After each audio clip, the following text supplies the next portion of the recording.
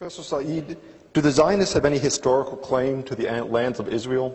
Of course, but I would not say that the Jewish claim, or the Zionist claim, is the only claim or the main claim. I say that it is a claim among many others.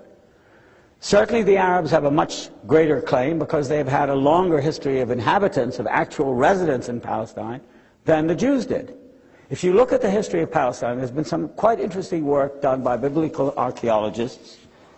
You'll see that the period of actual Israelite, as it was called in the Old Testament, dominance in Palestine amounts to about 200 to 250 years.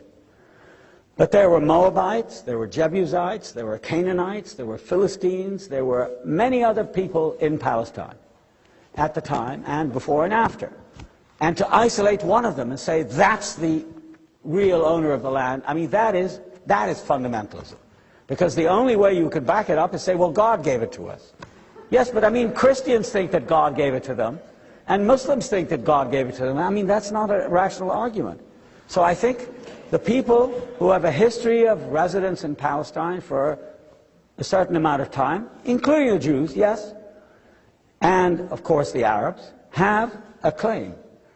But, and this is very important, I don't think any claim, I don't care whether it's given by God, about whom I have many doubts, by the way, or by the emperor, nobody has a claim that overrides all the others and entitles that person with that so-called claim to drive people out. I mean, that's the point.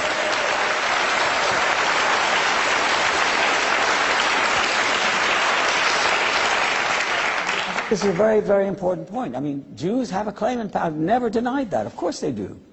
But is it a claim that can tell a Palestinian, well, you've got to leave this house because I mean, I got it 3,000 years ago. I mean, it's true I come from Poland or from Brooklyn, but I have a bigger right to this house than you do. So get out. I'm sorry, I disagree with that kind of logic.